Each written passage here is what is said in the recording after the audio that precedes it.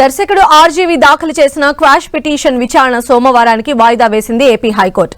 X లో పెట్టిన ఒక పోస్ట్ పైన అనేక కేసులు నమోదు చేస్తున్నారని ఆర్జీవి పిటిషన్ వేశారు.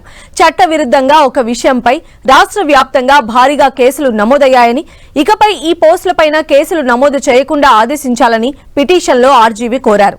అయితే ప్రభుత్వం తరపు న్యాయవాది ఈ పిటిషన్ను వాయిదా వేయాలని కోరడంతో ఏపీ హైకోర్టు క్వాష్ పిటిషన్ విచారణను సోమవారానికి వాయిదా వేసింది.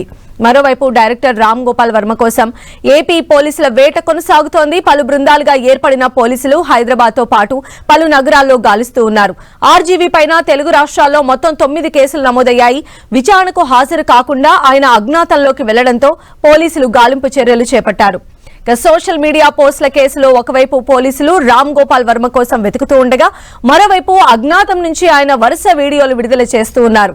పోలీసులు ఇచ్చిన నోటీసులకు సమాధానాలు ఇస్తున్నారు. తాను కేసులకు భయపడట్లేదని అన్నారు. ఏడుస్తున్నానని, భయపడుతున్నానంటూ వస్తున్న వార్తల్లో నిజం లేదని తెలిపారు. ఏడాది క్రితం చేసిన ట్వీట్ పైన కేసు నమోదు చేయడం విచిత్రంగా ఉందంటూ వర్మ ఇప్పటికే ఓ వీడియో విడుదల చేశారు. తాజాగా మరో వీడియో రిలీజ్ చేసిన వర్మ సోషల్ మీడియాలో కామెంట్ చేసే వాళ్లను అరెస్ట్ చేయాలంటే 80 నుంచి 90% మంది జైల్లోనే ఉంటారని అన్నారు. ఇది సోషల్ మీడియా ప్రాబ్లం అని, తన సమస్య కాదని వ్యాఖ్యానించారు.